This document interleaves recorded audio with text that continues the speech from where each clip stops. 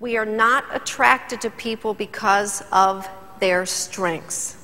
We are attracted to people because of our weaknesses, which is why it's so important to understand yourself. This would be a totally emotionally healthy person. I have never met one. You and I, we have doubts and we have fears and we make mistakes and we have secrets and we have phobias. We have all sorts of things, and we date and date and date and date until we just find someone that slides right into all the things about us that we struggle with. And that's called love at first sight. And we think that this person will make us happy. So learning about yourself is a secret to good relationships. It isn't about the other person. It's about knowing ourselves and understanding ourselves. In all my years of doing marriage counseling, I'd always talk to couples who didn't make it and couples who did, and I was trying to find keys that I could share. And one of the stories I love the most is I was talking to a woman, and they'd been married 53 years. And she was a very intelligent woman. She made great money, had a great job. And one day she was telling me the story about how her husband, who had retired, he talked to her and he says, you know, I'm a little concerned about being retired because I'm afraid you won't need me anymore. You make great money, you have a great career, you travel everywhere. And I said, what did you say to him? And she says, I looked at him and said, you're right. I've never needed you.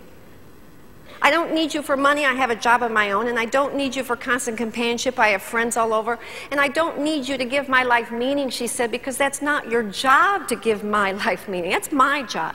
It's my job to figure out how to go through this world and come out at the end and be a person I'm proud of. But then she said she turned to her husband of 53 years and said, but darling, it's not about need.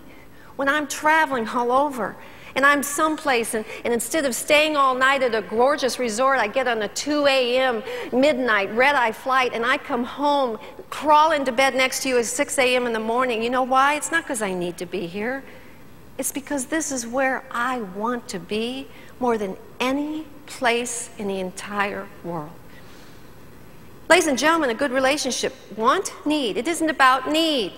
If you think you need someone in your life, if you think that you could not survive without them, if you believe that you could not take care of yourself or find meaningful relationships or find something in your life that makes your life worthwhile, then I'll tell you this, there's probably some form of abuse in this relationship. Physical, mental, sexual, emotional, because your fear of being alone is greater than your fear of being taken advantage of. If you think you need your job, if you honestly believe that if your company folded tomorrow, that you would be left adrift, if you don't think that you have skills and talents, things that you could contribute, if you don't believe that you could go out and find something else to do with your life career-wise that would be meaningful, then you'll take abuse at work. Because your fear of not having this specific job is greater than your fear of being disrespected or abused. So ladies and gentlemen, that's one of the first questions. Take a look at your relationships. Good relationships. You're not there because you have to be there.